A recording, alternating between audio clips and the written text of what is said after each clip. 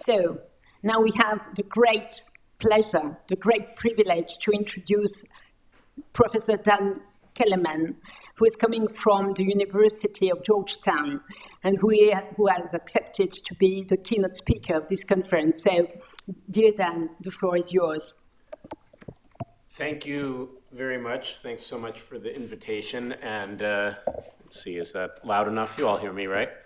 Yeah, it's such an honor to be invited to open the conference with this speech, and I am looking forward to everything on the program and to hearing from all of you. So I think I'll just try to set the stage a bit the way you did with some of the bigger picture questions, and then I know we have a lot of presentations diving into different aspects of this backsliding phenomenon. I mean, first, maybe I should just say something. You might want to discount what I say slightly because according to some in Europe, I'm a professor of propaganda, right? And I think Professor Pesch is also another professor of propaganda. This is from Orban's think tank, which I guess they haven't closed down yet in Brussels, but those people should be unemployed quite shortly. Anyway, this talk will have a certain perspective on the EU, but I think you'll see it's not pure Jean Monnet propaganda or anything like that, because I think to study these things, even those of us who are Europhiles or really who value the European project, we have to look critically at what's happened here with the emergence of these regimes and not just blame it all on developments in the national capitals, but take a hard look at the EU itself and how it got to this stage. Okay, so you saw the talk, the title of my talk was about Europe in the upside down, and you might wonder what that's referring to. Well, basically I was thinking about this television show, Stranger Things. Now I know they show it on Netflix in France, and I heard they didn't translate it. It's just called Stranger Things. Mm-hmm. I don't know if anyone's watched it. Doesn't matter. I will kind of explain the relevance. But yeah, this was the last program probably that I watched with my daughter before she went off to university. Then even after she left, I think maybe I kept watching it by myself, maybe because I was nostalgic, as we get after our children leave the nest. But maybe I was nostalgic for something else beside my daughter being home. It's set in, and the whole vibe of the show is very much sort of 1980s Steven Spielberg-esque suburban America. And it kind of reminds you of a simpler time. And there's tension with the Soviets in the show, as we'll get to. And it's sort of a simpler time when we felt, maybe others didn't see it that way, but as Americans, you could feel like in this global battle of freedom and democracy against authoritarianism, we were the good guys, and it seemed simpler. So maybe that kind of nostalgia appealed to me somehow. Well, just to say a couple things about the show before I get back to the EU and understand the relevance.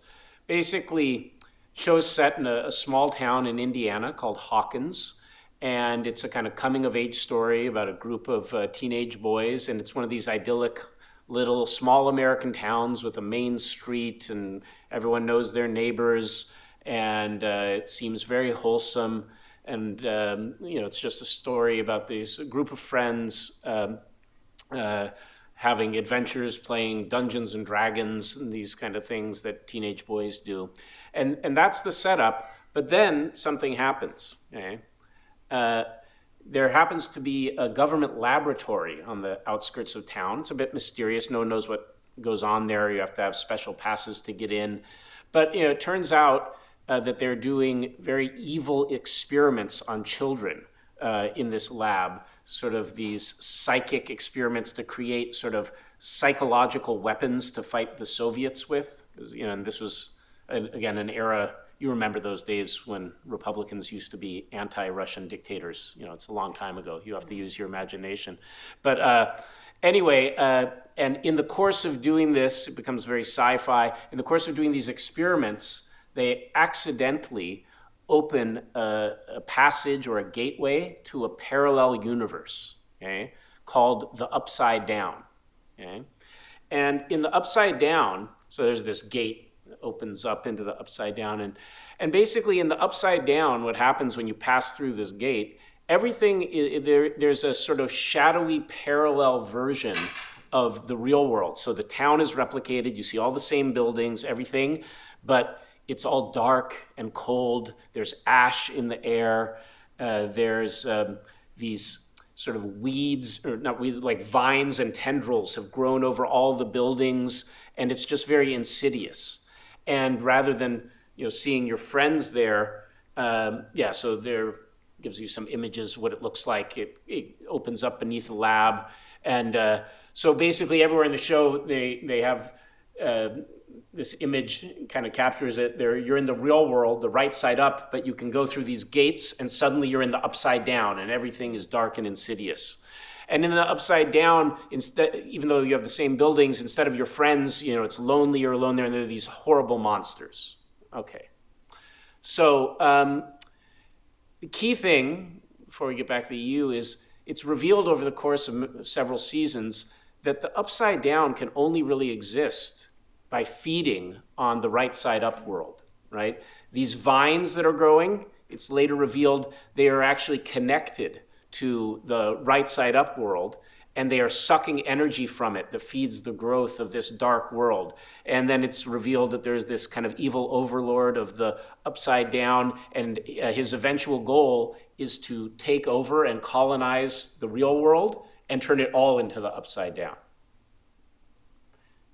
And really what he does to do that, he kind of the way a cancer spreads, he spreads his spores into the right side up world. He takes over individuals who are vulnerable and makes them his agents, and basically gets them to work for him, spreading this takeover of the right side up world. Okay, so now let's come back to the EU. Now, why did this have me thinking about the EU? I think it's actually more powerful than it might seem. Well, I think most of the people here probably are sort of, if we're people who study EU law, most of us, or a bit of politics, we got into this business usually because we felt something good about the European project. We were inspired, and we had a vision of a right side up EU. What's the right side up EU look like? Well, that's the EU that won the Nobel Prize in 2012. That's the EU that, as the Nobel Committee said, for 6 decades committed to the advancement of peace, reconciliation, democracy, human rights in Europe, right? But it goes way back. I mean, if you think about all the, I guess, I don't know if you want to call it propaganda, information, or whatever, the self-image of the EU, all these kind of posters it produces through the years, talking, the EU itself talks about how it promotes peace, human rights, that it fights racism, fights social exclusion. All this is, the image the EU projects of itself, this virtuous community committed to democracy and the rule of law. Look, there's on the Berlaymont, democracy, protect what matters. The EU stands for free speech, science, freedom of the press, all that. Okay? Enlargement was supposed to be about spreading this vision of a right side up EU that stands for these shared values to more and more member states, creating this zone of democracy, rule of law across the continent. And moreover, even beyond enlargement, just EU foreign policy more generally, this was a central plank of EU foreign policy to spread these values around the world. Okay?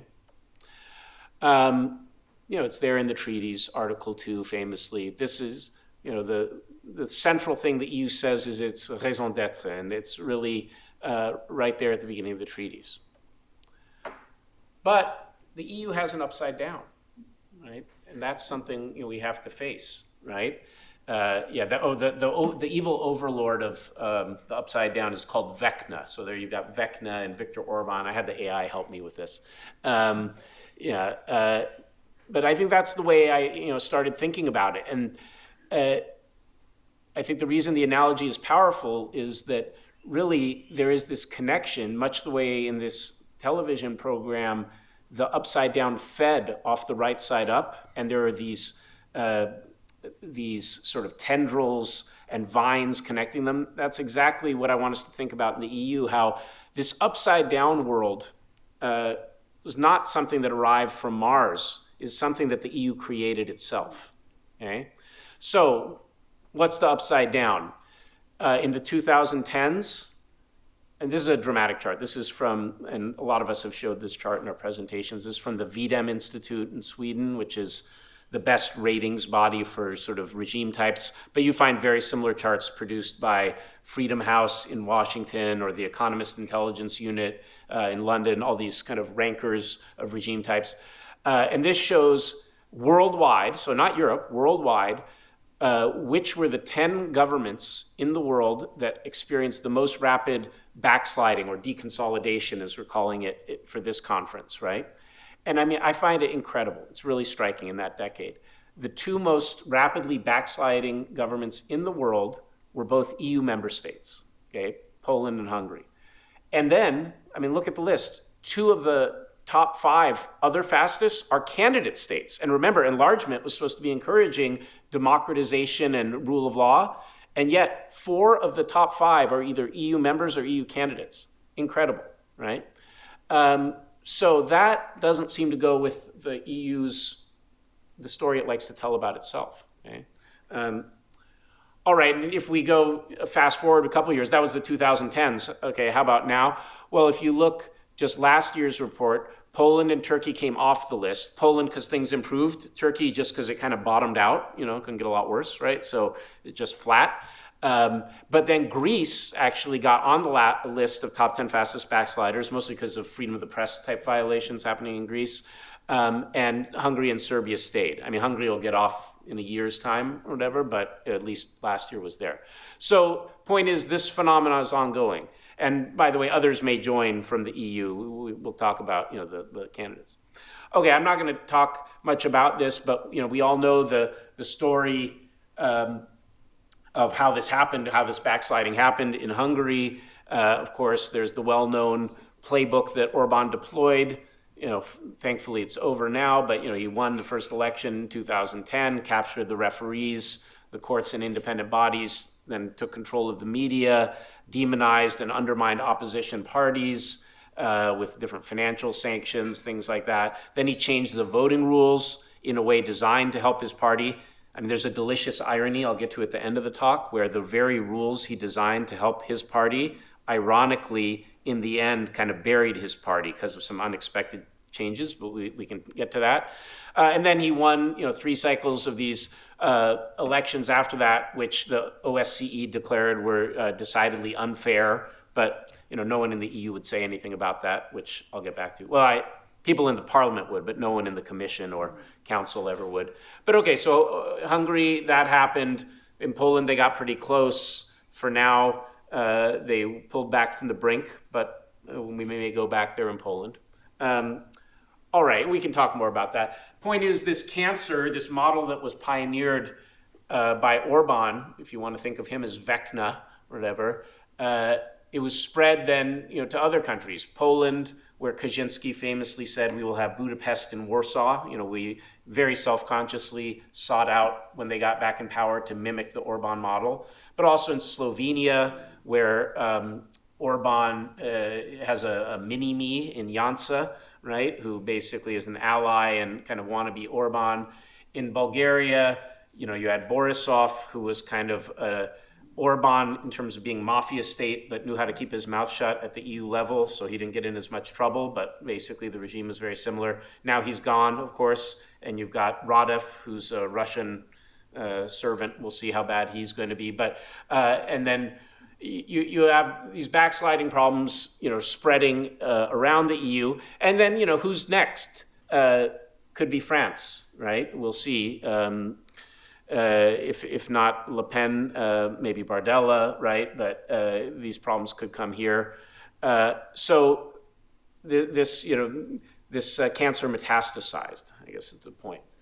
All right, and I think the thing I want us to focus on for a few minutes is that I think this whole phenomena of the spread of backsliding regimes and the intensification of what happened in Hungary, but also the problems we saw in these other countries, was all fed by the right side up, okay? The EU was basically, I'm not saying intentionally, but consciously, right, feeding this, okay, through these kind of vines. So what are the vines, you know, that kind of connected the right side up to the upside down? You know, they're all over the place, and I'll get into them. But what I want you to think, the kind of metaphor is to think of those vines and the kind of infiltration and penetration of these autocratic actors. They don't stay in the upside down. They come into the right side up and try to take it over. We can all be nostalgic for the days when autocratic or anti-European forces wanted to leave the EU, right? The Brexit party, that was the good old days, okay? Now they want to stay in the EU and transform the whole thing into the upside down, okay? And so what do? They penetrate. That's Oliver Varhey, who's a servant of Orban. Now he's kind of cast adrift because daddy's gone, but he's still a commissioner, right? This time they've kind of put him in a less important role, but let's just remember for a second, because it's my favorite illustration of these kind of vines and the penetration. For those who don't know, if anyone in the room doesn't know, when Ursula von der Leyen wanted to become Commission president, she needed votes in the European Parliament, and she needed votes including from the Law and Justice Party in Poland, right, and from Orban's Fidesz party to get the majority she needed to become president. Law and Justice, they wanted agriculture ministry so they could steal money, right? And Orban wanted control of enlargement, right? So he could control enlargement. So he got her, in exchange for his votes in the European Parliament, to make his servant, Oliver Varhey, Commissioner for Enlargement for 5 years, which basically then made EU enlargement policy a complete joke for 5 years, right? So that they would issue report after report saying how everything on rule of law and democracy was going great in Serbia, which helps explain why Serbia is top 5 there. Now that would have come as news to the tens of thousands of student protesters who are on the streets day after day fighting for democracy and rule of law in Serbia against the autocratic Vučić regime. But the EU said nothing because enlargement policy was being run by a servant of Vecna, okay? So that's the kind of phenomena that we're up against. And when there's lots of other examples of this infiltration and penetration. By now we all know that Orban and his agents were serving as spies basically for Russia in the European Council, right? So the Hungarian foreign minister, who you might have mistaken for a Nazi concentration camp guard, but don't be mistaken, that's kind of his look, but he's actually a Russian spy, right? And it was revealed to have been calling the Russian foreign minister right after council meetings, telling him what was done and giving him documents, right? So that's the kind of penetration of the upside down we were experiencing. But the penetration goes further because, again, their ambition is not to leave and not just to get information for Putin, but to reshape the EU. So, in areas like EU migration policy, I think a lot of people, and I'm not as harsh as some of our friends like Dmitry Kochanov, but still, he's onto something when he says EU migration policy has become a kind of far-right policy that is responsible for deaths in the Mediterranean, that sort of thing, right? So that's a result of forces like Orban, reshaping those policies. Okay, all right, and other manifestations of this, extortion of funds, et cetera. We'll get to that more in a second. Okay, I'll talk more about the extortion in a second. All right, so how was the right side up world, the EU which we value, feeding the upside down? Okay, this is stuff I've written about in my work on kind of authoritarian equilibrium, or sometimes they call it the autocracy trap. So let me just review quickly. First of all, the Euro parties, really played a depressing role in all this.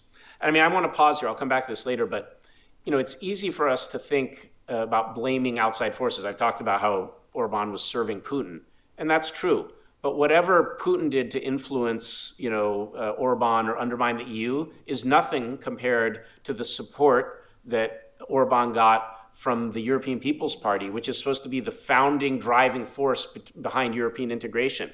Christian Democrats, after all, in the 50s and 60s, they were the ones who pushed for European integration, but they then themselves pushed and supported forces that attacked the EU, namely Viktor Orban. So anyone who knows my work is familiar with this tale of how from the beginning, 2010, 11, 12, as Orban started his backsliding, he was protected in everything he did by the European People's Party because he was a member and they wanted his votes and keep him in the party family, and also signal to other kind of regimes that we have a big open tent, we'll take everyone. And so, you know, the EPP basically, I mean, it's too much to say they created Orban, but he couldn't have done anything he did without their support, right? I mean, you can, you know, who's he shaking hands with there? That's the leader of the free world, right? Remember her? Okay. Now you can scour the historical record for the past, you know, all her years in office and look for anywhere that she said anything negative about Viktor Orban. I would challenge you to do that because you won't find it because it doesn't exist. She never said a negative word about him. She did visit him recently on her book tour when she's no longer even chancellor and had no reason to, but, you know, he's a friend, right? So anyway, and that's Manfred Weber in 2018 when he was campaigning for Orban's re-election, right? Okay, it wasn't just the EPP though. When we think about this metastasis in other emerging autocrats, all the Euro parties except the Greens have pet autocrats, okay? The ECR, they're mostly autocrats really, so we'll leave them aside. But the socialists have had Fico till recently, we'll get to that, they finally kicked him out. They had Dragnia, who went to jail. The liberals, right? They're supposed to be liberal, right?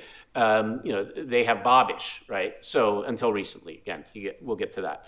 But the point is, these aspiring autocrats all found homes in Euro parties who were supposed to be committed to European values, the right side up values of the EU, but they all had these dirty little secrets of enemies of the European project who they were shielding.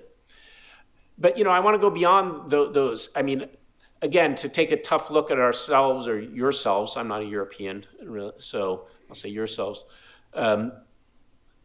It's a much older problem. Before we were even talking about, you know, autocrats in the EU, there's a broader phenomena where the European Parliament, you know, we think of as the democratic organ of the EU. But again, dirty little secret, and you'll be very familiar with it here in France. The European Parliament has been an incubator of far-right and autocratic parties Europe-wide, right? How did National Front kind of survive and get resources and, you know, maintain its stature before it had success here in France? In the European Parliament. AfD in Germany, same thing, right? UKIP, or the Brexit Party, now called Reform, right? But before they basically took over Britain, right? When they got nowhere, no seats in Parliament back then, they got seats in the European Parliament. So the point is, you know, EU institutions inadvertently, again, feed, right? And give resources to the upside down, right? And it survives only by its reciprocal kind of relationship feeding off the EU. Okay, and then EU funding, you know, and the other thing I've written about, remember that chart about the backsliding. The two fastest backsliders in the world, Poland and Hungary, also had the distinction of being Poland, the biggest recipient of EU funds, Hungary, the biggest recipient on a per capita basis of EU funds. Look, I'm a total Europhile. I have an EU flag in my office. I love the EU, so I don't say this with any pleasure. But I think you could make the case that the EU in the 2010s is the biggest funder of democratic backsliding in the world, right? Much more than China was funding it, you know, or, you know, the US might like backsliding now under Trump, but they don't fund it much just because they don't believe in foreign aid, right? But the EU was funding backsliding, right? Even if that was not the intent, that was the effect, right?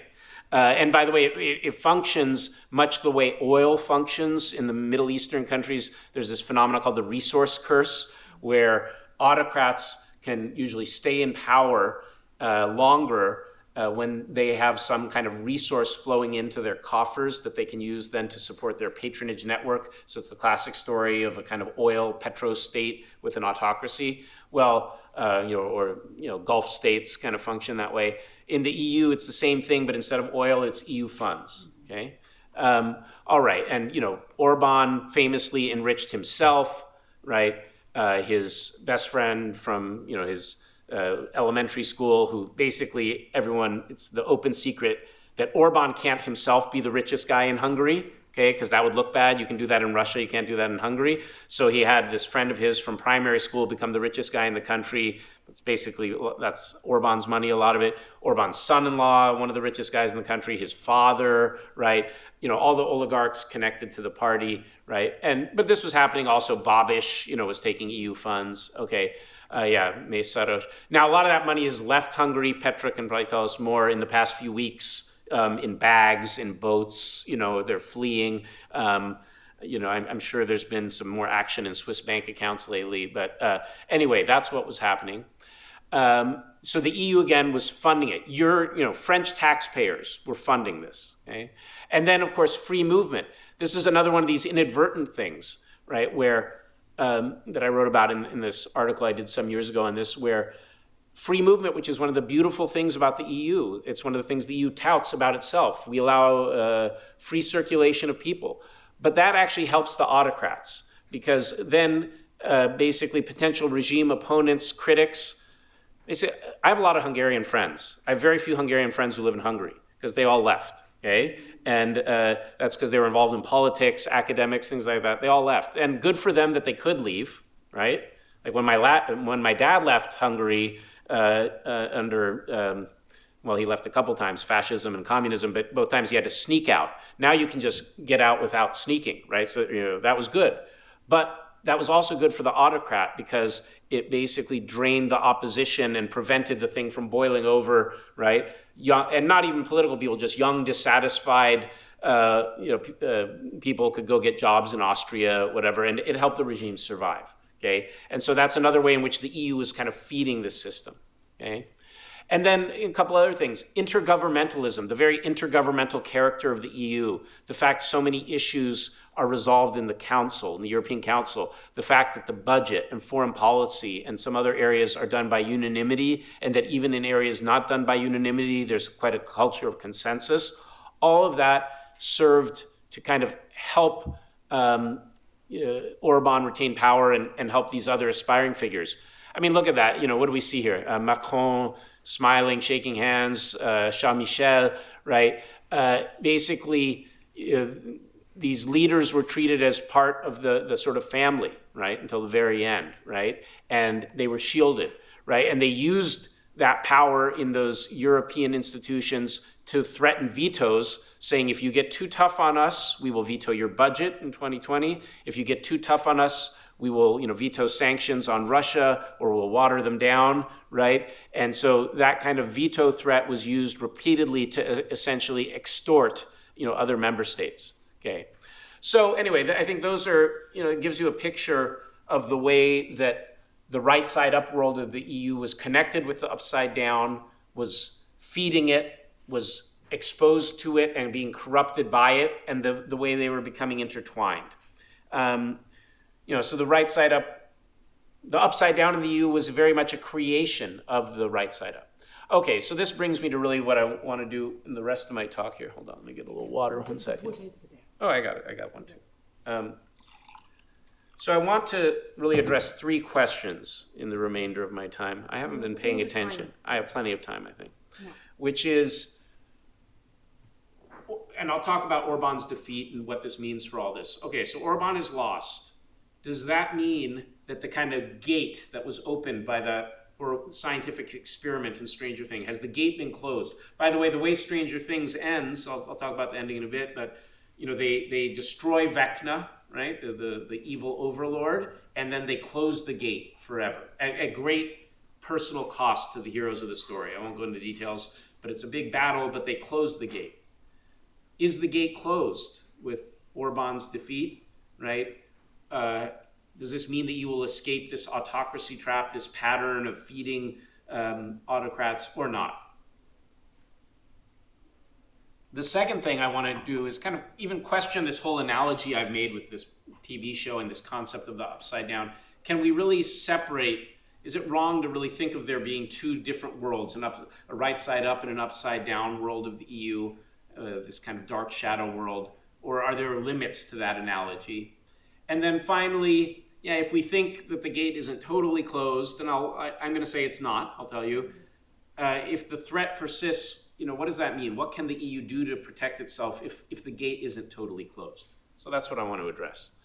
Okay, so yeah, have we closed the gate, right?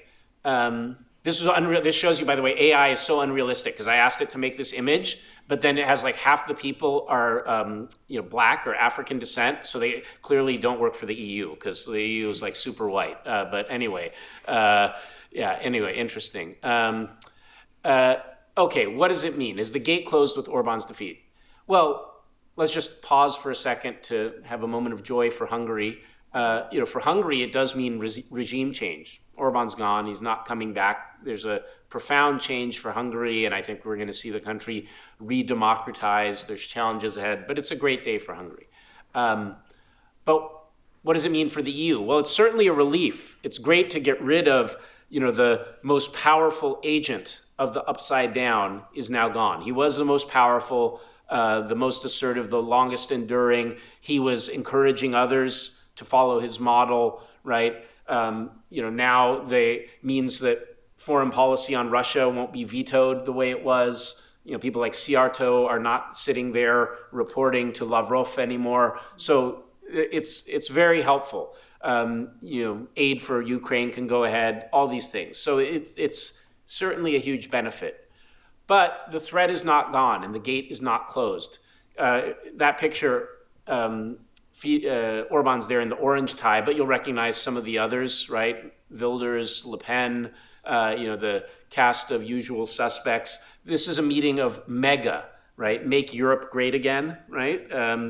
This is basically a lot of this is Patriots for Europe kind of parties, right? The question is, who's going to be the next Orban? We already, had mentioned before of Fico, right? Maybe he won't be as bold. I mentioned Radev has just been elected in Bulgaria. We have to see how bad he gets. But even if none of them appear as bad, we have to take the long-term view, I think, thinking about this. Even if you want to take a sigh of relief now, if we think about it realistically, there's going to be another Orban someday, right? There's no reason to think there won't be someone like him. The EU is a long-term historic project, right? So we have to look ahead, think long-term. Is the EU safe or insulated against these kind of threats? I don't think there's any reason to think it is, right? Or at least we need to think about what will happen if someone tries again, right? Now, I think to think about those threats, what can be done about them, how exposed the EU is and what it can do, we have to be very careful at this moment. It's a key moment to learn the right lessons. Everyone is relieved that Orban's gone, and there's been all this outpouring writing about it, but I'm afraid some people are learning the wrong lessons. And it's kind of the people you might expect would want to be learning the wrong lessons because of psychological phenomena like motivated reasoning and things like that. So this was, I think, a day after the election, maybe 2 days after the election, the FAZ, the Frankfurter Allgemeine Zeitung, had an opinion piece saying what the EU can learn from Hungary, right? And the theme of the piece said, democracy works, that's the lesson, and countries don't need any moral finger wagging from Brussels. In other words, all this kind of pressure from Brussels, that was all unnecessary, according to this view, right? And, people who said that Hungary was an autocracy were all exaggerating, right? It wasn't this dark upside down. It was just, a democracy with a populist leader, and he lost when he left, okay? So I want to pause to emphasize nothing could be further from the truth. That's all nonsense, and it's dangerous that some people are trying to spread those ideas, right? Why? If we think about what happened in Hungary and the lessons for the EU, yes, it's true that you needed. It's a domestic story, partly, that you needed a charismatic leader who was politically very clever, who waged a brilliant campaign, worked very hard to create this kind of dynamic party structure for TISA and mobilized people at the grassroots and campaigned hard for 2 years and thousands of stops across the country, shaking hands. You needed all that. You needed someone who could unite the opposition, all those domestic things. But I'll leave that to my Hungarian friends who know the inside baseball of Hungarian politics to analyze that more. Because what I would say, someone who focuses on the EU, none of that could have happened. None of it, right? If a couple things didn't happen first at the EU level, okay? So, yeah, that's the huge victory he had. Blue is TISA, orange is, Fidesz wins. So none of that smashing victory that Magyar had couldn't have happened without changes at the EU level. And the changes weren't, some people thought, remember at the last minute in the election, people were worried, what's Putin going to do, right? Is he going to try to disturb the election? J.D. Vance was sent over, right? I think that actually probably helped Magyar, right? But nothing that Trump or Putin or any other KGB agent did is really decisive. What really mattered is what happened in Brussels a couple years earlier. Number one, the key was that Fidesz was finally pushed out of the EPP, okay, at the end of 2021, okay? We can talk about that, but it's something some of us here have written about, but they basically pushed things too far. There was a rift. They were being pushed out, so they left before. So that meant that the largest political bloc in Europe was no longer protecting Orban once he was out. Orban's number one champion in the world, Angela Merkel, stepped back from politics, right? And then you had a new German government coalition with parties more hostile to Orban. Okay, so this all set the stage for his cutting off from CDU. Also, other things happened in Brussels. Laurent has written, Professor Pesch, a lot about this new instrument creation cycle where for 10 years they were just creating more and more tools. I've called it a Rube Goldberg machine. So they were doing all these things, annual rule of law reports, justice scoreboards, a rule of law framework, the conditionality regulation, blah, blah, blah. They did this for 10 years. All basically a waste of time, okay? All an excuse for inaction. I mean, I would pause to say, I was very critical of all this, but maybe long-term it'll be useful. Maybe for the next aspiring Orban in a few years, we'll be glad we have some of this. I'm not sure. So, okay, it's there now. But for 10 years, they created all these tools, which many of us have written papers about. But basically, it was all just stall tactics. It was all just, we're not ready to act. We need new tools. Okay, but finally, by 2022, they kind of had created every tool they said they needed. They waited for this litigation challenging some of the tools like the conditionality regulation. The Court of Justice ruled that, all these things are legitimate. The conditionality regulation can be deployed, et cetera. So they finally kind of ran out of excuses. Orban ran out of political protection. So some of us were making the case, John Morin right there and I with Kim Scheppele, were working with the European Parliament, writing legal briefs of kind of making the legal argument of why the Commission would be justified to suspend EU funds to Hungary under the conditionality regulation, et cetera. You had pressure coming from Daniel Freund and others in the European Parliament. So finally, all this comes together, and the Commission decides to act, and they introduce the conditionality regulation against Hungary. They get a vote in the Council in 2022, and that kind of sends the political signal finally that, okay, the council is saying you can suspend some money from Orban, okay? So that was crucial. And then it's worth pausing for a second. I'm afraid this will be lost in the sands of time, but I'll just, for the rest of my career, keep shouting it so people don't forget. If you look at what was done, 32 billion was suspended to Hungary, another 110 billion or so. Is that the number, John? 130. Who's counting? Okay, another 130 buildings suspended to Poland, okay, in this time.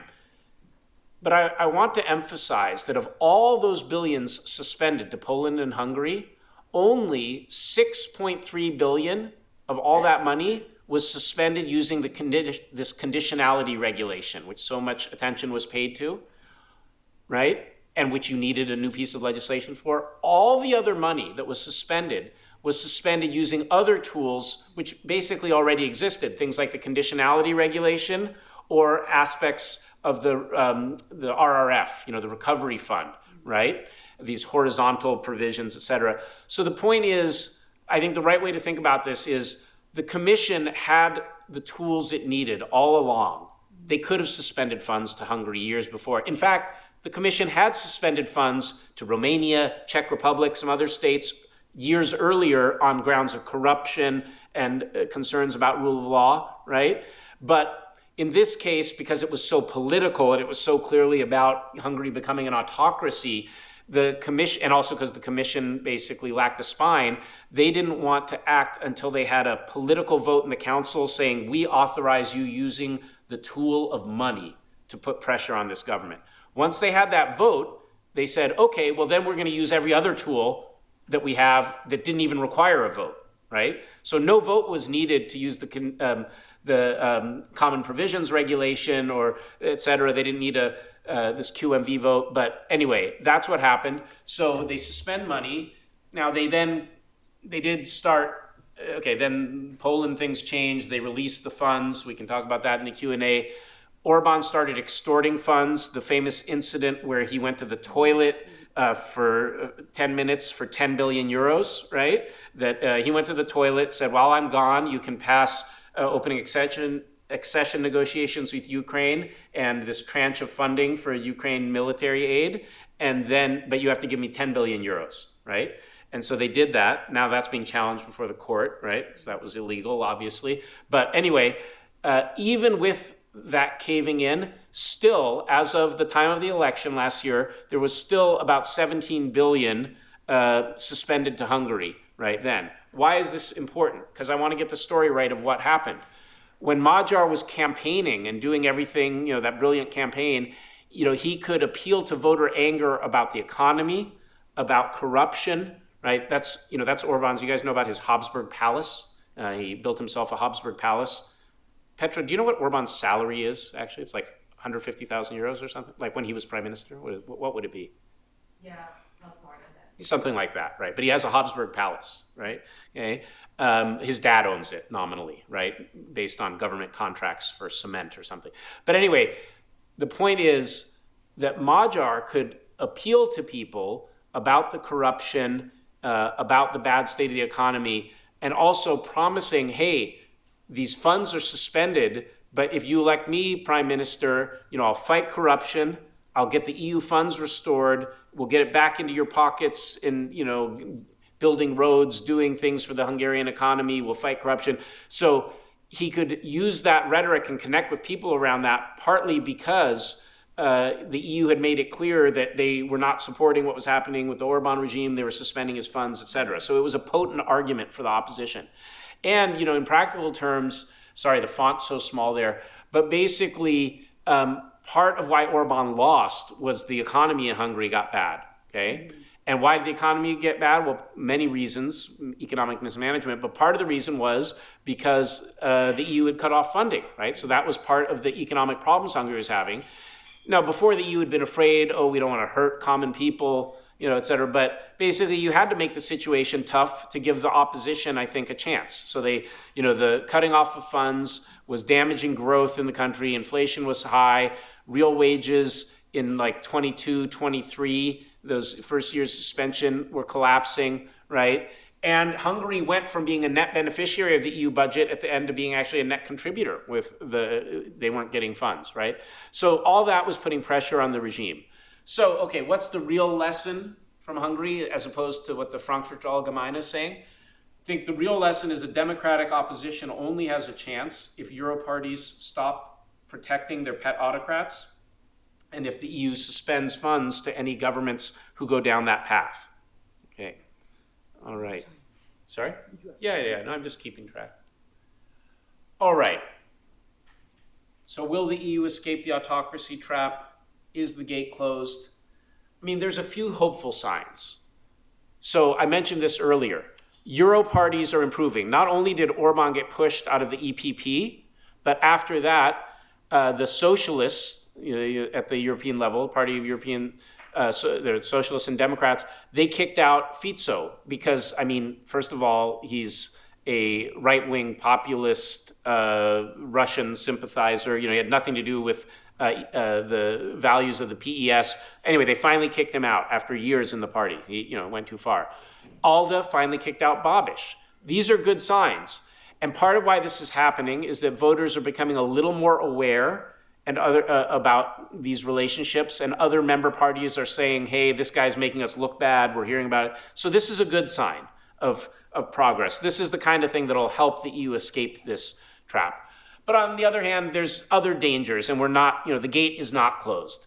We said here in France, even there's risks of far-right, potentially autocratically oriented party coming to power in the Czech Republic, even though he's not in Aldo. Babiš is back in power. He had been out, he's back. We just had a Russian sympathizer win a majority in Bulgaria. We'll see where it goes. So there's new candidates for the successor to Orban on the horizon. Okay. The next point. I'm getting closer to my conclusion now. Does this whole analogy really work? I've been thinking about it. Does it? Can we really hope ever to close the gate, so to speak? It's a Hollywood show ultimately, so there's a happy ending. It's actually not that happy because someone dies. I don't know. Well, but it's a clean ending, right? They close the gate. The threat of the takeover of the upside down, of the right side up world is gone, and there's just the wholesome world back again. That's how it ends. But can we ever really hope to separate it in the real world of European politics in that kind of Hollywood way? And I was thinking about it, and as I was thinking about this, talk, I was driving, I was listening to a podcast, and they were talking about the Artemis mission. And then it really hit me. I was thinking about the Artemis. I said, the real problem, maybe, I don't know, I just think in analogies, and made me think, the real issue is that, in space, there is no upside down, okay? That's what they were talking about. It was a fun program. The children were asking the astronauts questions. It was very wholesome. Again, they were saying, how do you eat up, in space? And someone said, this is what made me think of it. One of the astronauts said, yeah, we explained there is no upside down in space, right? Now, what am I getting at here? That basically, I think what we have to acknowledge about the EU that it's not just a simple story of there's the good EU, that's the right side up world, and there's this dark, insidious parallel universe that was somehow opened up by Orban or something he did, and we can close it. Really, the dark sides we're talking about, these are basically integral parts of the EU, and they've been there for a long time. Like I said, long before Orban, the European Parliament was acting as a sort of a nursery school for these autocratic parties. But before the EU was funding autocrats, maybe they didn't have autocratic governments, but EU money hasn't always done good things. Look at Greece. EU funding was used to fund corruption and patronage by successive Greek governments for decades. It was doing a lot of damage, actually. These things, they're there and they're not going to disappear overnight. And, that was making me think also that toward the end of the series, as I get to the conclusion, I'll say that one of the kind of psychological, as they were trying to have deep thoughts, it's a children's show, but what they were trying to get at psychologically as they concluded this show is they were saying, some of the upside down, it's not something that came from outer space. The darkness of the upside down is something you bring with you. It's like in your own psychology. It's your own weaknesses, your own shortcomings that makes you vulnerable to these darker forces, right? And, so I'm saying a lot of critical things about Europe that might be weird to hear from an American, although I am going to become a European soon. I'm going to get an EU passport from Hungary now that Orban's gone. But, I'll just say something critical, about the US and then, think about what this means to the EU. That when you think about the right side up story, I don't know, astronauts, that's also a right side up story about the US, great things we can do, right? Things we can feel proud of, going to the moon or, Artemis mission, freeing Europe from fascism with D-Day, or, I live in Philadelphia. I'm often inspired. I walk around Independence Hall where our democracy was founded, and it reminds you of the things, we stood for once in a while. And that's all true. And that's, part of our right side up world. But, we also have to acknowledge that when we think about what's going on in the US with backsliding, January 6th, right, the fact that we elected Trump, something I've had to struggle with as an American is this is who we are. This is us. This isn't like some temporary upside down. This is enduring aspects of our political culture and our history. Our democracy has always been flawed.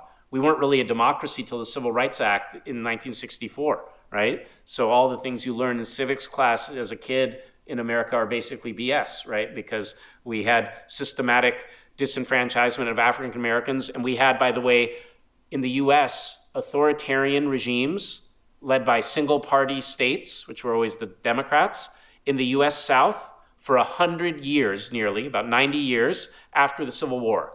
So if you think for the EU, there's this problem of potentially autocratic member states within a democratic union. That's a well-known phenomenon around the world, and we had it in the US. The southern states were run as autocracies by the Democratic Party for nearly 90 years, right? No party competition, no turnover, no civil rights, etc. And it was tolerated by Washington, D.C., and funded by Washington, D.C., right? They got tons of transfers, just like Hungary, right? Bulgaria, whatever. So all those bad things that are happening in America, they're part of who we are, right?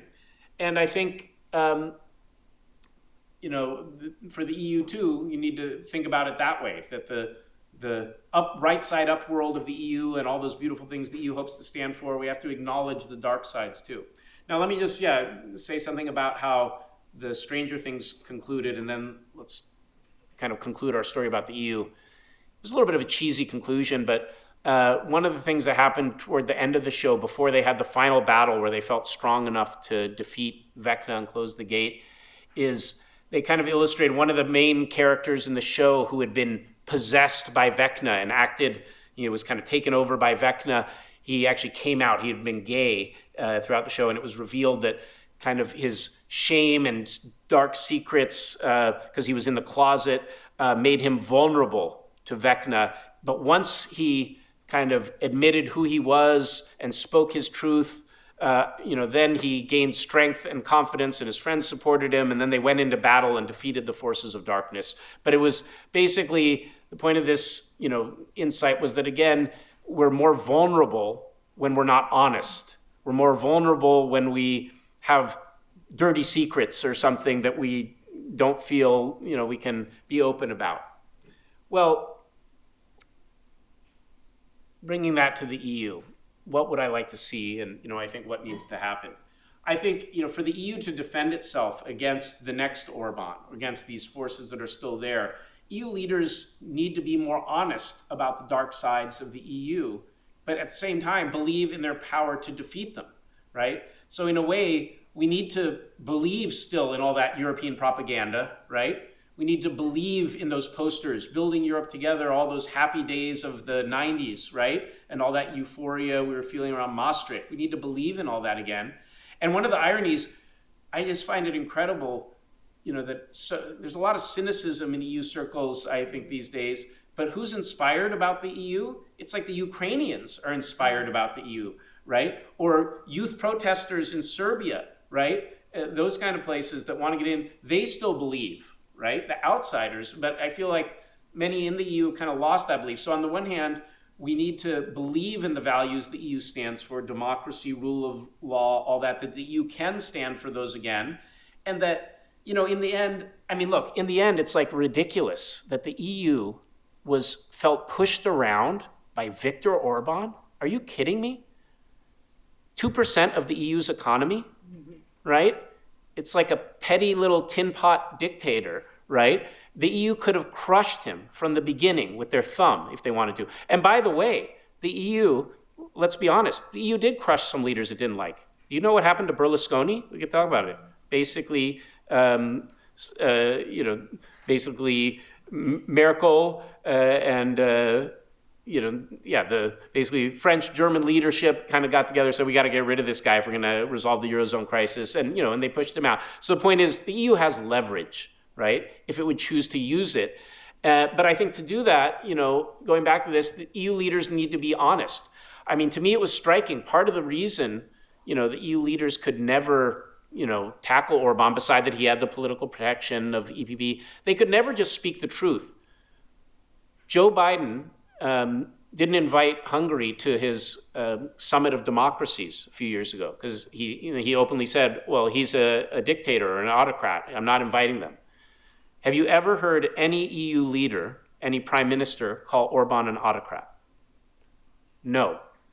Again, it was a dirty secret. They couldn't admit it. And there's interesting reasons why, which John Cotter's written about, right? This famous thing that if you would admit that the EU had an autocrat, then the council would be operating in violation of Article 10, because Article 10 says the EU has to be composed of democracies. And so none of them will say, I was on some panels once in a while, and also no one from the Commission would ever say that Orban was an autocrat. I remember being on a panel with some commissioners, and I'd say, hey, how about these like reports from VDEM, Hungary's an autocracy, right? They wouldn't even respond to the question. When the Parliament issued that report in 2022 saying Hungary is a hybrid regime of electoral autocracy, I don't know, maybe friends in the audience will say, I don't think there was ever a response from the Commission. So the point is, the first step in challenging the forces of the upside down is to be honest. And like right now, some of the dishonesty is taking the form of people like Manfred Weber, right? Cheering, these changes in Hungary. And, I want to celebrate with the EPP that they finally got it right. They kicked out Orban and they took in Magyar, who's now in the EPP. But, before we can celebrate that, I think Manfred Weber needs to wear a hair shirt and self-flagellate and say 10 mea culpas and say, I was wrong, I supported an autocrat, I want Merkel to do that, etc. But no one will do that, right? But I think that is the first step. We need European leaders, on the one hand, to be honest and say, hey, EU funds have been used to support terrible things. They're being used to support autocracy in Serbia right now, right? They need to admit these things, and at the same time, say publicly, but we believe we can do better, right? And we will make the EU a more perfect union through our collective efforts, and we will get there. Thanks very much.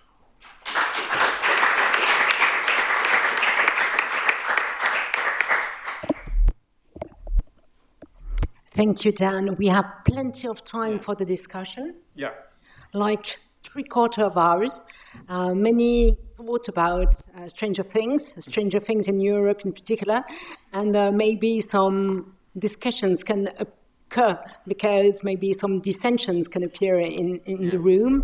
So it would be great to discuss it well over us. So the floor is yours, of course, with questions, observations, interrogations, and we will be very happy to welcome your questions in English. And if not possible, in French, and I will translate. But I think Dan can understand French too. Yeah. Luca.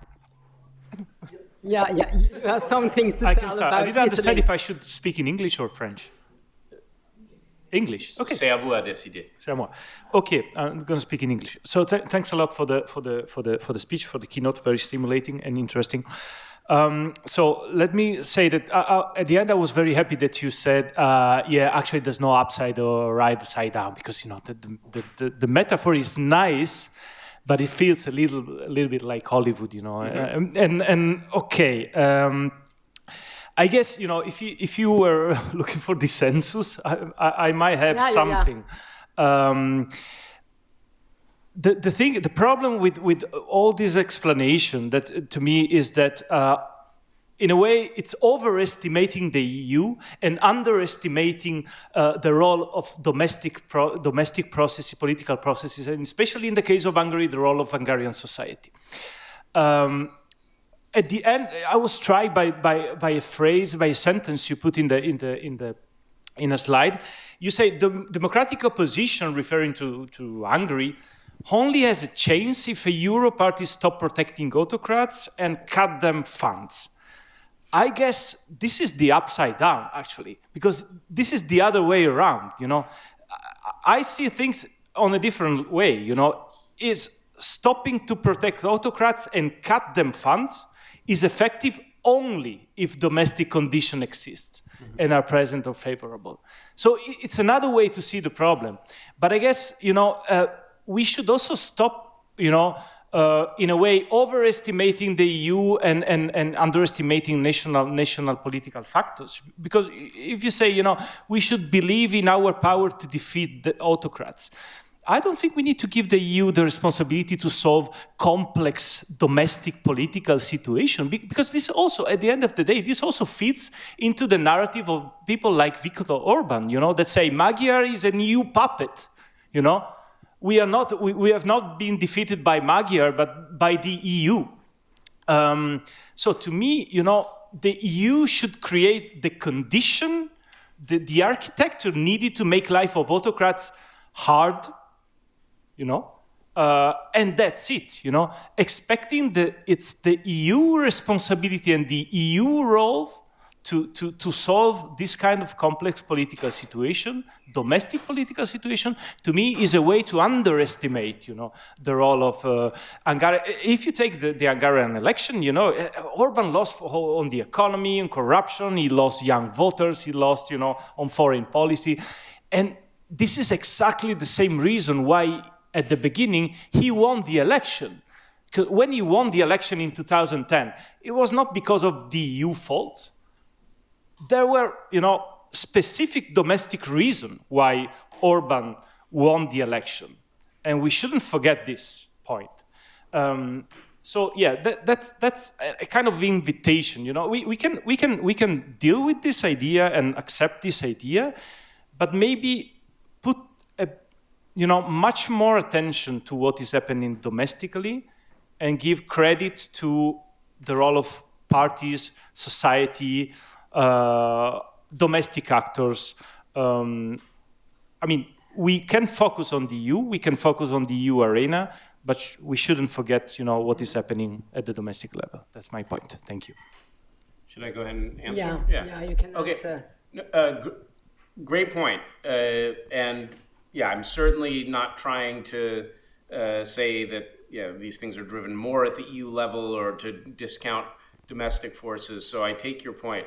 But let me push back a little bit, and why I think the EU angle is so important, or just maybe thinking about it a slightly different way.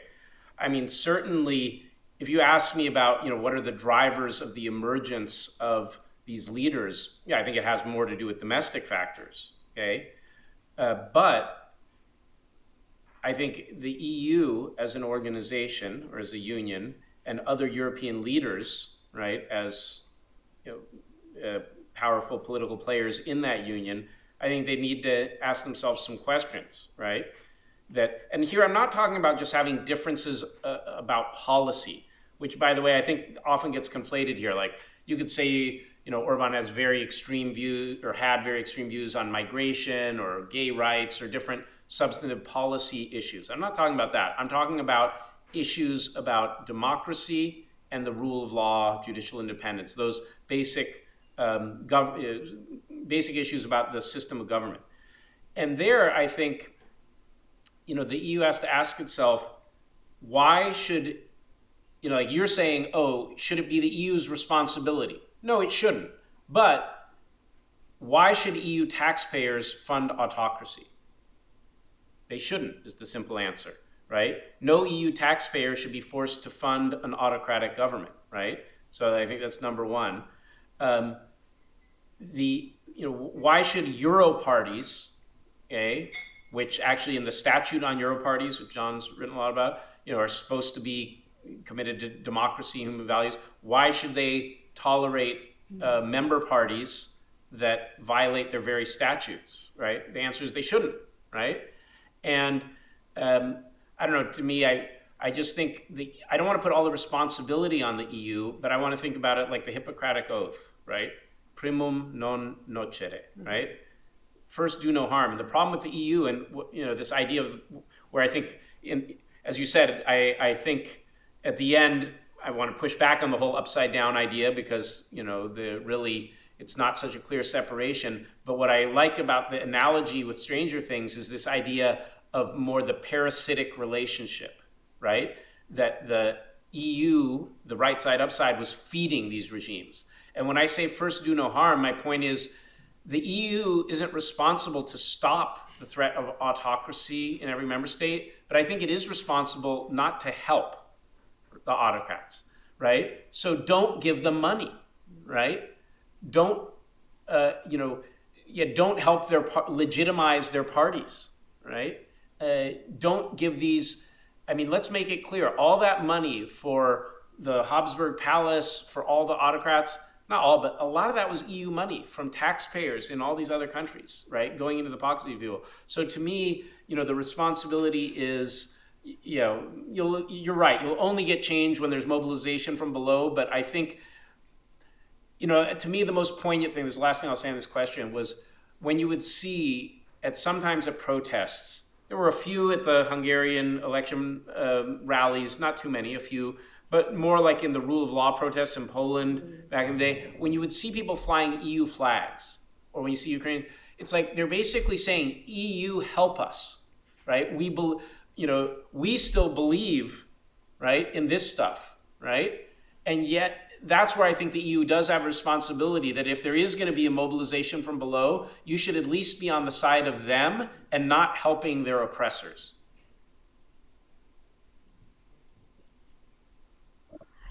Petra. Bastien, you have a question afterwards? Yeah, okay. Thank you very much. That was amazing. And, can you present yourself? My name is Petra audience, Bard, please? and I'm a professor at Radboud University, and also I'm affiliated with the Central European University. And the jurisdiction I know the best is Hungary. So thank you for the many references. One comment on the previous comment, that was actually, unfortunately, it was under Chatham House rules, so I cannot say who said that. But at the conference, this is exactly what a very high-ranking EU politician said.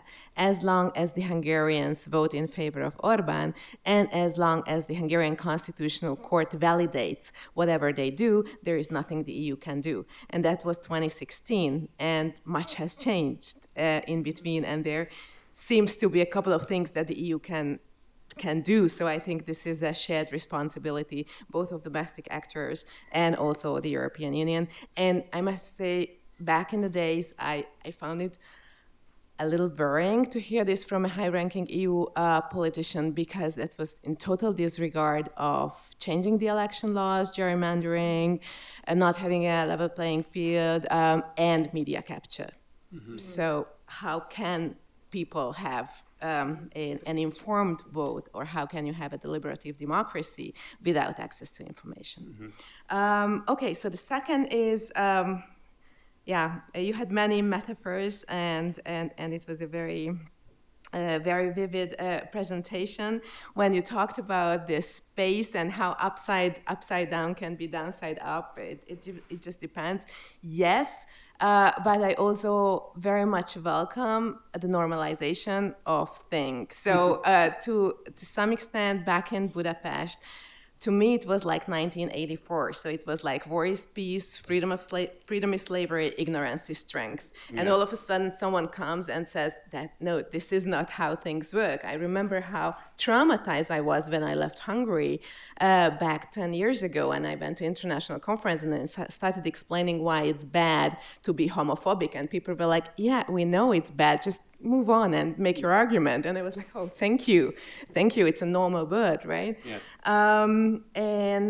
And then these double nature of us, of people in general, it was almost like yin yang, or the Bhagavad Gita, or Plato, or Harry Potter, for that matter, what you presented. And I was wondering, we do have to acknowledge the evil side in ourselves and also in our societies, and how much it has to do with the fact that we cannot acknowledge it. How much does it have to do with the fact that we are having very few memories of the Second World War? Mm-hmm. And we don't tend to remind us that in the end of the day, this is a peace project. So unfortunately, the survivors are not with us, or the vast majority of them who could tell the stories back in the days. And the final straightforward question, what if money doesn't help? What if a country that is going down the road is a net contributor? Mm-hmm. Mm. Yeah. Darren? Yeah, I mean, I think, let me start with the last one. The net contributor thing is important. Now, it's interesting that, like I mentioned the U.S. example of having, better part of a century of having autocratic states at the state level who were basically able to practice that kind of government within what was broadly a democratic federal union, right? And but there's other examples. You had similar phenomena in Mexico, Argentina, other kind of federal systems. And one thing that tends to be the case when you have that, what they call regime juxtaposition, which is like democratic union that has little enclaves of autocracy at a state level, it tends to happen in poorer states who are net beneficiaries. All federal systems redistribute funds, and it's just pretty typical that it's like a poorer state, less politically developed some way that where this happens, and then they, at the same time, poorer states are getting transfers. So anyway, that's true. But you're right that it could happen that a wealthier state, so let's say France or something, goes down that path. I mean, first of all, even if you're a net contributor, right? When you talk about like EU using its financial levers, you can still use financial levers against net contributors. I mean, they could, because like they still have to make contributions, and then you could just suspend funds, funding schemes to them, so they become essentially more of a net contributor, right? So Hungary, when its funds were suspended, went from being a big net beneficiary to a net contributor, right? But you could take a net contributor and say you still have to pay in your contributions and you're not getting any funds back or much less, so your position is still worsening. Now you might say, okay, but then they could just say, well, we're not going to pay in anything. That's possible, but then, then if a state starts saying they're not going to pay their contributions, then you can explore other, penalties. But I would say that, sort of point number one, you can still use financial levers against any state. But I think there are other levers. I would go back to, what I was saying here. I think, to me, it's very important. The most simple tool that the EU has, we don't usually talk about as a tool, is just using like your voice, right? And speaking out. To me, it was striking, really, that no one would say the truth about Orban. The closest was maybe the Luxembourg foreign minister, right? He said some pretty tough things. Rutte, being very Dutch, he was kind of tough, but wouldn't call him an autocrat. He was of prime ministers, Rutte was the best. But I guess the point is, if some leader starts doing unacceptable things, like here, I would go back to a lot of people, if you want to go back to the origin stories of where the EU responses, what are the analogies that people drew on that influenced their thinking? A lot of people look back to how the EU reacted to Haider and say, again, I think they drew the wrong lessons. Like I'm saying here, we have to draw the right lessons. When people, if you remember what happened in Austria in 2000, the Freedom Party entered a coalition with the Austrian People's Party. So that was the first time in post-war Europe that there was a neo-fascist party entering a coalition. And so then the EU reacted, not the EU itself, actually the EU didn't do anything as an organization, but member states basically said, we're gonna not go to council meetings. It's kind of like empty chair crisis, but in reverse, like all the chairs are empty, basically. We're not gonna meet with Austria, right? Because they have, and by the way, they had reasons to do that politically too. I mean, sure, some of them felt a bit, like I think, like the Belgians, they were pushing the idea because they also had like, the Vlaams Blok was rising in Belgian politics, and they wanted to send a signal that like, if you vote for them, then, we'll be ostracized, right? So it was a way of being defensive. But anyway, people look at that whole episode and say, the common interpretation is we tried shunning and ostracizing and it didn't work. And people say, oh, it just like helped Haider or something. I personally don't think that's right at all. If you look at actually what happened at that time, it's true it didn't work in the sense like it didn't make didn't make the People's Party kick out the Freedom Party. It didn't end the Freedom Party as a force in Austria. But I thought it was like reasonably effective, and actually that coalition did fall apart a year later or so. And yes, now they came back because, like you said, you're not going to change domestic politics by what you do. But I think the right answer is, you can also do things like denounce them. Look at this picture. Okay, look at this picture. Which one? I'm getting to it. Where is it? I have too many pictures. 79. Okay. Oh, yes, I have a lot of pictures. Okay, there. No one made them shake his hand. Where is it in the EU law that it said you had to shake his hand, right? So if a net contributor, elects someone like Orban, the first thing you should do is ostracize him, right? And everyone should give a speech that would be aired in that country saying, we don't appreciate the presence of this autocratic leader. This is a union of democracies. We're using all the tools we have, blah, blah, blah. But again, there's these very strong norms, right, of we don't speak out against this, right? But look, and it's hypocritical, right? Like, who did the EU get toughest on in the past 15 years? Which government? It wasn't Hungary. I don't mean to give a quiz. I'm not the professor here, well, but come on. Which government got pressed down the most by the EU? The Greeks, right? The Greeks, right? They created all new institutions no one had imagined could exist, the Troika. I often like to say, where is the Troika for the rule of law? Why didn't the EU get creative and create a Troika and go, do all those things? Why the EU was, there's talk, they might have to leave the EU, all this stuff. And why? Because EU leaders cared about the banks and the budget in a way they never cared about what was happening in Hungary, right? And so I think the step number one is you apply political pressure, like they did on Greece, right? And, no more of that. I don't want to see that if it's Bardella, right? Yeah. So there is a question of Bastien. There is somebody before. And I'll give faster answers because I'm No, you have plenty of time, and there is also Jean-Yves and Julien. Okay, so I'm going to write down all the names. So do I start first? Okay. So you can go on. Present yourself, please. Yeah. My name is Raphaël Demias-Morisset, PhD in political science. So drawing on your last answer regarding. It doesn't work anymore? Yeah. Oh, no, it's still working. So, could it be, if we let aside the question of the commitment of the EPP to liberalism, like the fact that oftenly some liberal leaders, seems like, they often follow, they didn't meet their own standards, and, so basically, do you think, could it be that the conflict between the free market and rule of law that was described by a lot of liberal scholars, a growing number of liberal scholars like Michael Fruden, could be linked or could cause this distinction, this disparity between the respect of the instruments built to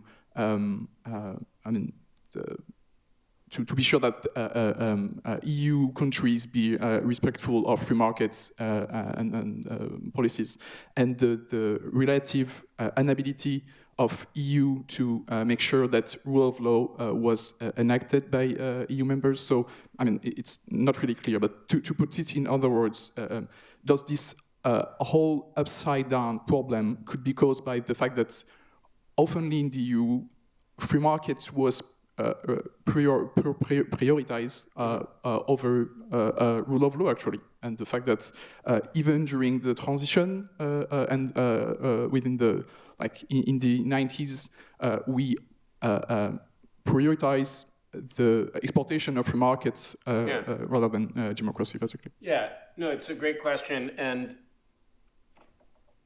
let me. You tell me if I answer it right, or you can ask a follow-up. But I would say this. I think part of the reason there's no troika for the rule of law, and that they took the stance and were willing to intervene the way they did against Greece, where they kept saying it's not our place to intervene in Hungary, right? And this goes back to your question about how much is domestic, how much should be the EU be made responsible for these things. I think a lot of EU leaders felt like they might have felt politically like, okay, we don't like what's going on in Hungary. We know he's right-wing, and we know he's a bit autocratic, but it's basically a problem for the Hungarian people, right? And that's like that quote you were talking about, Petra, from 2016. It's like, it's up to them to resolve, okay? Right?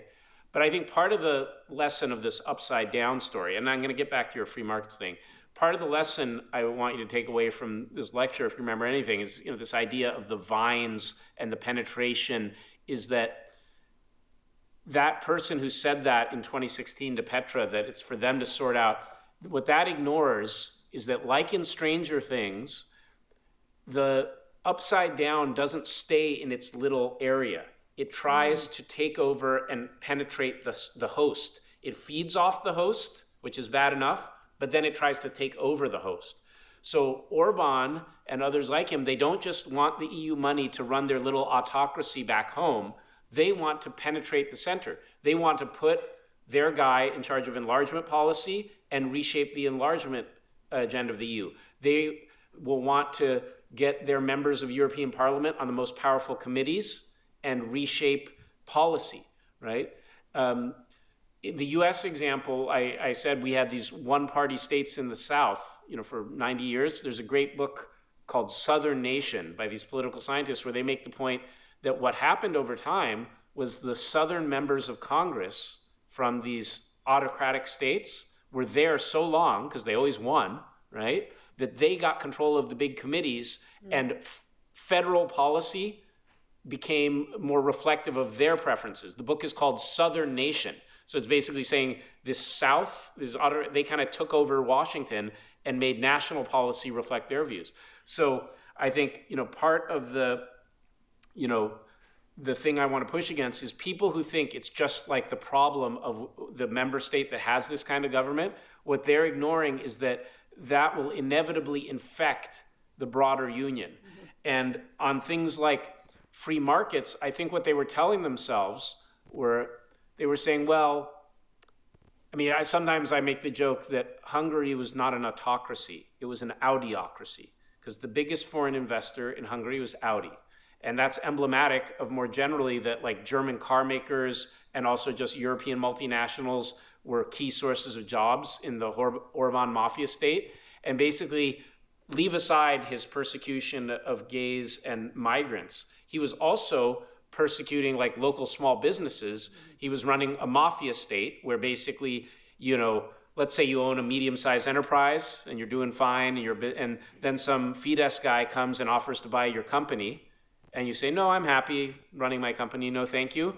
Well, then all the inspectors come and pull all your licenses and tax audits and basically make it clear they're going to destroy your business, and then the same guy comes back 2 weeks later and offers to buy your company for 20% less. That was like happening all over the place. It was a mafia state. But it was not a mafia state for some of the big multinationals, right? And so I think their governments kind of thought, oh, we're okay. But actually that was wrong, because, eventually it would penetrate them. And even, some foreign companies were affected by this more and more eventually in banking, media, things like that. So I think the idea that, the free market can be separated from this, I think is wrong, because all these sort of autocratic regimes, also take on the character of kind of crony capitalism and mafia state that undermines free markets eventually. I don't know, did that kind of answer your question? Close enough? Okay, yeah. Others, though. So there is Bastien, Jean-Yves, Julien, John. Okay. Bastien derrière. Far away.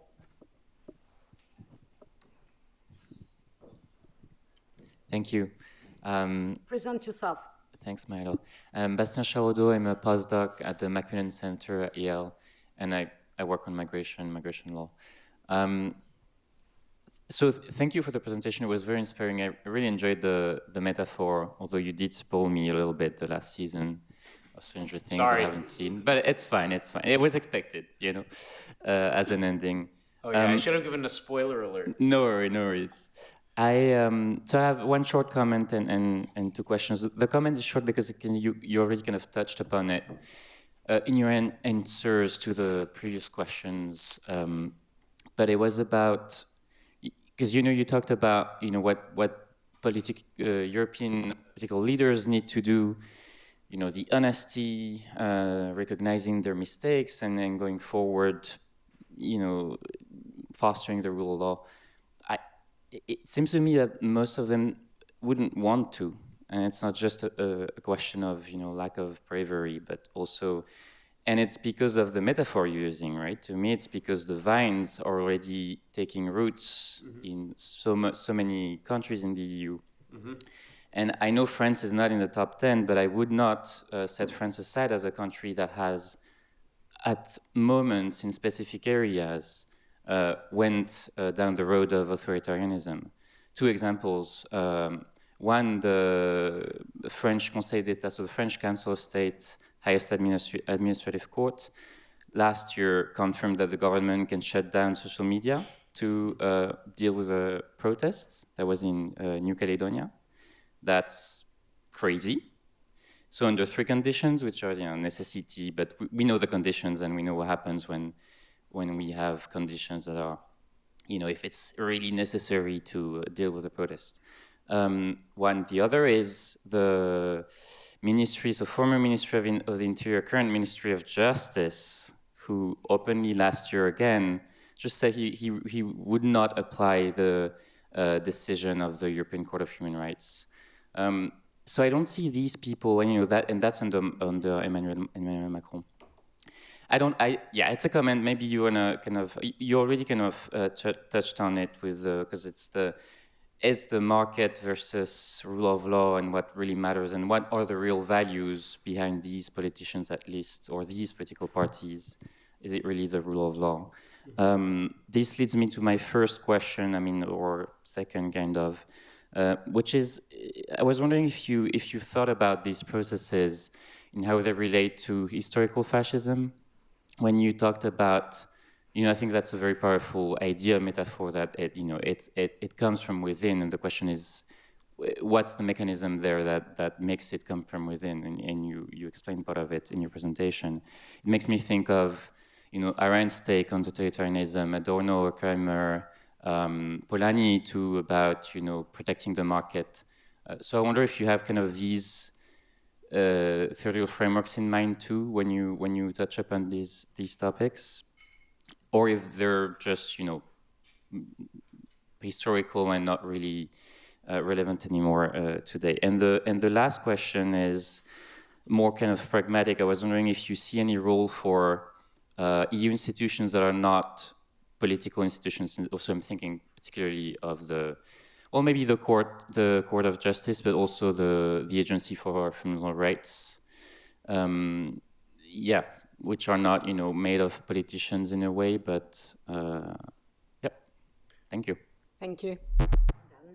Okay, I hope we'll get to talk more about this later. I probably won't be able to answer all of that, but just some reactions to what you said.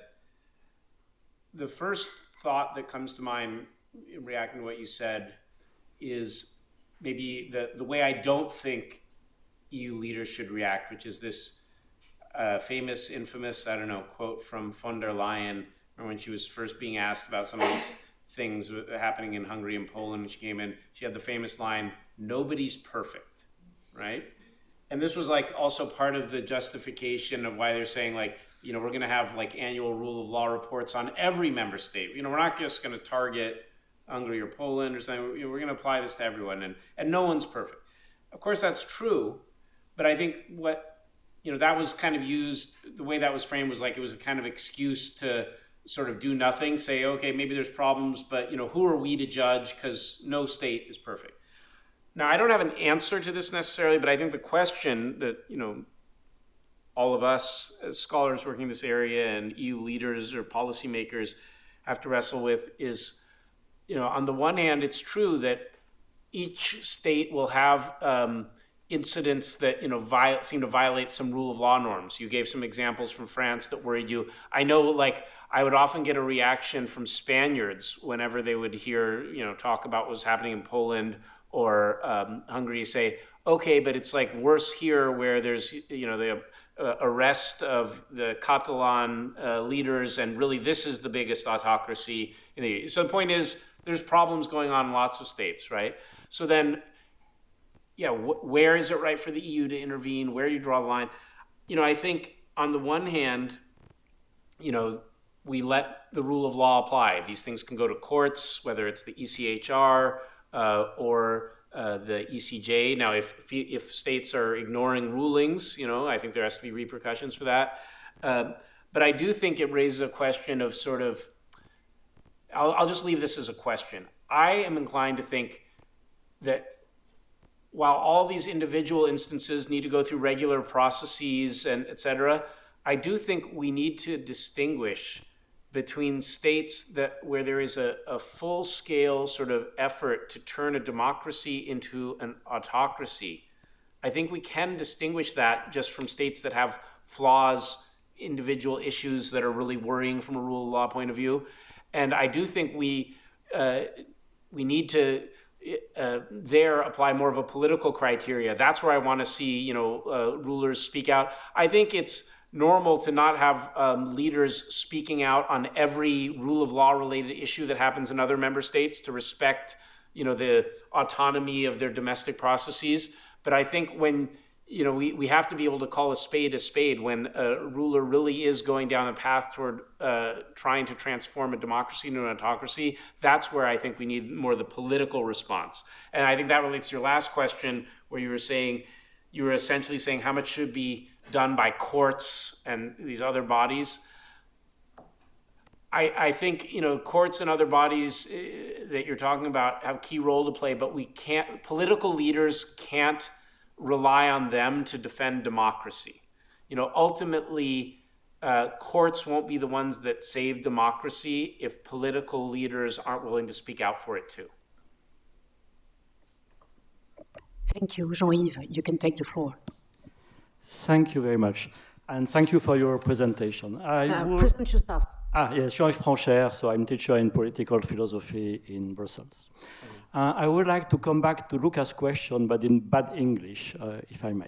So my point is, you made very strong points, and I totally agree with what you say about the way the Commission funded Hungary, or the way that there was no troika for the rule of law.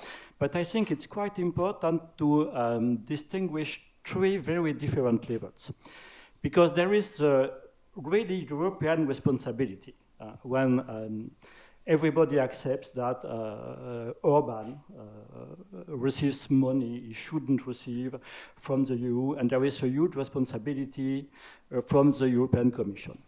And then there is what this photo shows us. Yeah. The point is that this shows that photo is not so surprising. Macron is like this, was like this also with Putin. Mm-hmm, mm-hmm. Putin was the first head of state he invited in France after his election. Mm-hmm. Merkel was the same with Putin. And Macron is also the same with some far-right figure in France. Mm-hmm. There are photos of Macron with Philippe de Villiers, who is a really hardcore figure of the far-right in France, and was laughing with him and so on. So the point here is that the center-right parties are moving to the right more and more. And this is not directly connected with the EU. Mm-hmm. This is a general fact in Europe that former liberal or centrist parties are turning right. And then there is a third level, which is the fact that the far right can benefit from opportunities that the rule of law gives to far right parties.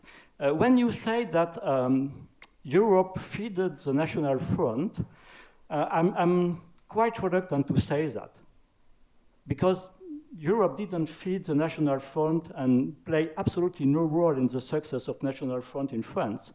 The fact is that because of the mode of voting in France, the National Front had no deputies in France. Okay, I'm French, I work in Belgium, but in Belgium with proportional representation, the National Front would have got a lot of deputies. Mm-hmm. So the Parliament European did not feed the National Front. Just the National Front had deputy at the Parliament European, because for France, this was the only place where it was possible for the National Front, because of the lack of proportional representation, to have deputies. This is not really feeding. Because the only alternative would have been to ban the National Front. But the National Front was not banned, so it was elected at the European Parliament. I would not conflate this with the funding of Orban by the European Commission. Mm-hmm. Okay, just a couple of thoughts. On that last point, I'm not saying which of those parties should have been banned necessarily, but to me it is, and I agree completely, it was all a product of the difference in voting rules and all that. And I'm not necessarily saying that it's equivalent to the way the EU was funding Orban's regime. But what I'm saying is just, the EU politicians, leaders should recognize that because of these issues of the voting rules, de facto, the European Parliament did provide a venue where some of these parties with these extreme ideologies could, because of the voting system, have success where they couldn't have it domestically because of the different voting rules, and could kind of keep themselves alive as organizations. And I mean, wasn't one of the cases in France that Le Pen was diverting funds from her MEP office essentially to her national campaigns? That's what I'm talking about. It was like, creating a venue where she could kind of keep this, party alive or whatever. But I don't think we disagree really on the substance. And I think the other thing about the picture, look, this is a bigger question. We won't resolve it here today. There's always an argument that says, well, you have to shake hands with your enemy. You have to, have diplomacy. You have to be willing to talk to anyone, right? That's one kind of narrative and one way of thinking. Another kind of narrative is more the harder line view, like, I will not ever meet with Putin. He's a murderer kind of thing, right? And I have my own views on that. I can, understand why people think you have to be willing to talk. But I think, what happens in EU circles in the council goes beyond just like diplomacy of, Merz meeting Xi Jinping or whatever, because they have some business deals to do, because the EU is not just international diplomacy. The council is this kind of repeated thing that, these become very close personal relationships. And I think, unfortunately, if you get a leader that really is autocratic, as a prime minister, it normalizes them and legitimizes them. So this comes back to me, I don't know, we can talk about it more. I don't have a neat answer maybe, but I think if you stick with the do no harm principle, the problem is that by treating these leaders as normal and accepting them, right, and not going down like the kind of Haider path, you inadvertently help them, right? Because you basically are telling their populations, we accept him as a leader. And for me, the line would be drawn, it's not if I don't like their policies, but if they are violating EU law systematically and trying to dismantle democracy and push autocracy, then I think they can't be accepted. I totally agree with this. Yeah. The point is, it's a global picture. Yeah. Julien? Yes, hi. It's working, I think. Yeah. Yeah. Hi, Julien Jeannet. I'm a law professor at the University of Strasbourg. I have two short questions. The first one is about Italy.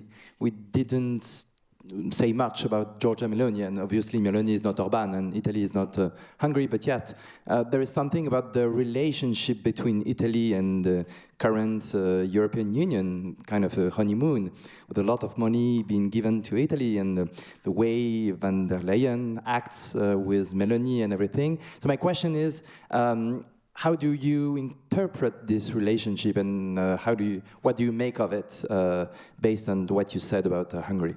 The second question would be about, you say, another question was asked about the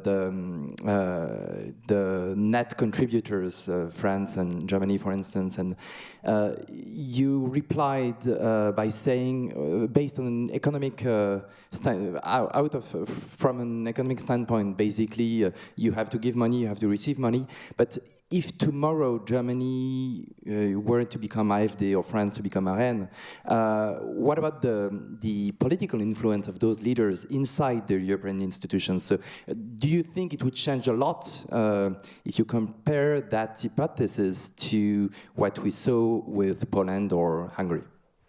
Okay, so first on Meloni, what I think is going on, it's kind of related to your second question too, because it's a big country.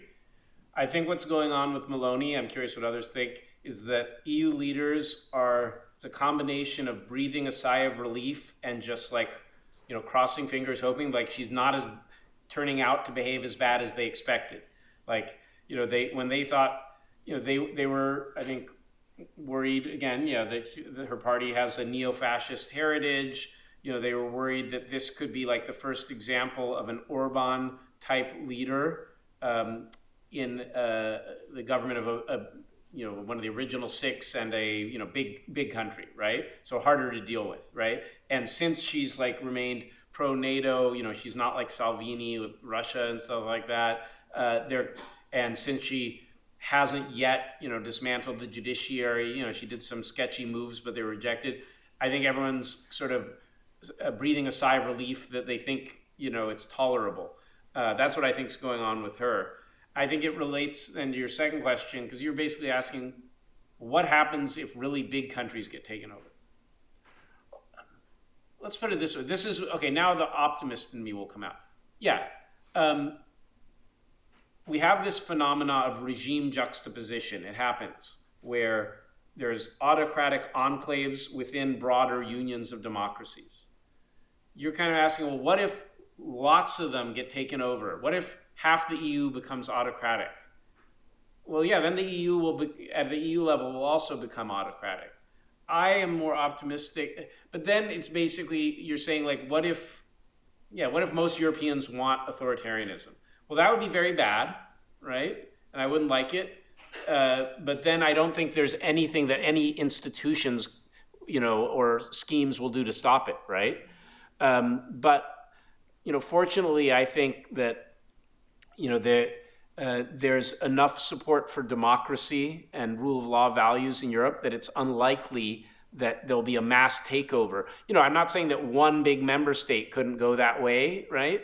But I like to think that part of the strength of the EU and one of the appeals of it is that you have this multi-layered system that divides power in all these ways, so it's harder for autocracy to take over the whole union, right? It's just harder to do, right, than at a small scale in an individual small member state. So, yeah, I guess I'm not too worried that, the union will be taken over by these guys in the end. People are worried because the Patriots for Europe is number 3 group now in the European Parliament. I think we have to not be afraid. I think we have to assume and fight for that most Europeans want rule of law and democracy, that there are these other forces, they pop up and we fight back against them, and we be optimistic that the good forces will prevail in the end. That's, that you might say that's too Hollywood, but I'll stay optimistic. I think it's too Hollywood. John. Thank you so much. My name is John Moulin, University of Groningen. I'm also a member of the Scientific Committee of the Fundamental Rights Agency, together with Marie-Laure. I wanted to ask, because you're both a political scientist and one of the best lawyers I know without being a lawyer, I wanted to ask you 2 political science questions. So the first is, what changed the calculus for Euro parties to kick out their bad apples in the first place? Mm-hmm. And is that calculus still applicable given the European Parliament's new composition? Including, because it seems to be sort of contradictory to expect that this will continue given what we just discussed already, this sort of general trend of mainstream to actually move to the right. Mm. So is there any reason to be optimistic at all? I mean, that is what I want to put to you. The second thing is, you made very strong point at the end of your amazing presentation about the first step for defeating autocracy is for EU leaders to be honest. But I mean, we have a history of EU leaders not being honest for 70 years, because the whole point of the European Union in the first place was a sort of a technocratic workaround for the evils of national democracy. So EU-level democracy was always kind of an afterthought. So is this something that is, in your view, related somehow to something that you worked earlier, the EU's democratic deficit? Mm-hmm. Is this somehow a sort of a related to is the EU as a let's say underdeveloped democracy in its own right more vulnerable to this kind of challenges that we are discussing than the national level? Or how should I think about this problem of being honest in that regard? Okay, well, Yeah, and you've seen me give talks before, so you'll remember some talks I talk about this metaphor of the dangers of the EU being a half-baked or half-cooked political entity. And when I talk about that, I always put a disgusting slide up of I say, sometimes things that are half-baked can be delicious, like a molten chocolate cake, but sometimes things that are half-baked are poisonous, like a chicken sandwich, right? Undercooked chicken is poison. And I think what's happened now, what you're getting at, is that for years, the EU was not very party political. It was technocratic, right? You had what was called by political scientists the permissive consensus, which was everyone just said, okay, we're generally for integration. It's technocratic. We won't politicize it too much. There'll be a cross-party consensus. Okay, and you'll do regulations, et cetera. Then as the EU got into more and more sensitive areas, migration, affecting fiscal policy, et cetera, et cetera, et cetera, human rights, it all gets politicized, and the permissive consensus breaks down, right? There's more tension. You start getting more party political, right? So parties are invoking EU politics, and then you have all these populist parties being Eurosceptic, and okay, it's all getting politicized. And also at the same time, Euro parties are becoming more important as entities, right? Because the partisan voting in the European Parliament and also within the Council is becoming more important. Now, the problem is that has brought us to a point where I think we are now, where the EU is kind of half-baked party politics, and it's poisonous, not delicious, right? And I think we may be about on the verge of escaping it, which I'll explain. But why do I say it's poisonous? Because the whole problem with all those Euro parties that were tolerating autocrats is that they faced perverse incentives. They all faced an incentive to make your Euro party as big as possible so you could have more rapporteurships, you could influence EU policy more, right? And ultimately, with the Spitzenkandidaten thing, maybe you could pick the commission president if you're the biggest, right? So there were all these incentives to be as big as possible, have the biggest tent. That makes you want to include everyone and not be too picky about whether they're a bit of an autocrat or if their ideology doesn't really match yours. You want to be big. And then the problem was there was no disincentive or no political price to have an unsavory, bad member, a Fico, an Orban, a Babiš, because none of your voters, I don't know, the Dutch Liberal Party, did any of them know that Babiš was working with their party in Brussels, right? I remember, I've done a paper where we did surveys on this and stuff, and here's my estimate of how many votes Merkel ever lost for being for having Fidesz in the EPP and supporting him for 10 years. Here's my estimate. 0 votes is, I think, how many votes she ever lost.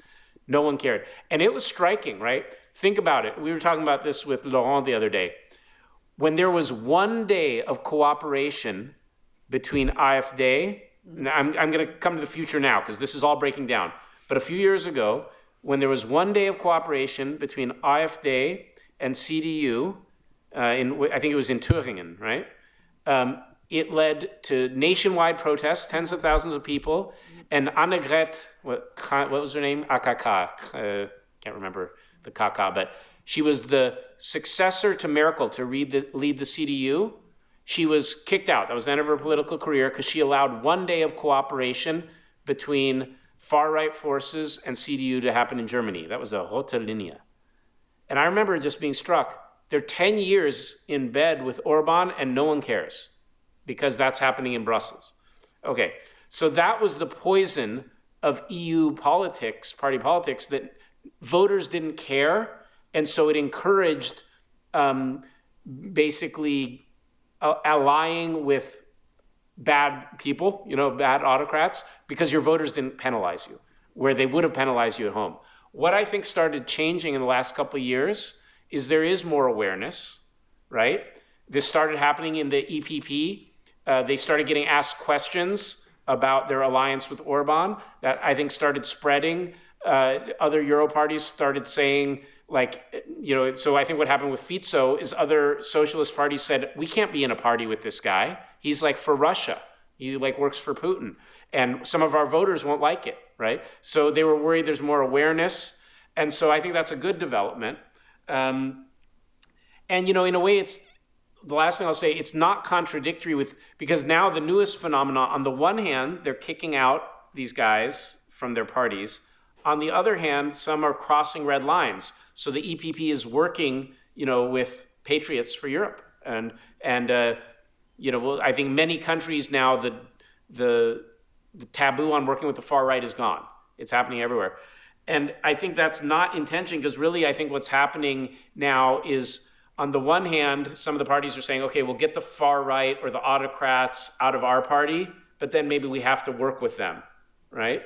You see what I mean? So one thing is, improving, the other thing is breaking down, Thank you, Dan. We run out of time. We have a stunning presentation and now vivid discussion. So we have the beginning of a large conversation we will have during the panel afterwards. We have a 40 minutes pause, and the guests are invited upstairs. It's written down and you can find room easily. Okay. Thank you.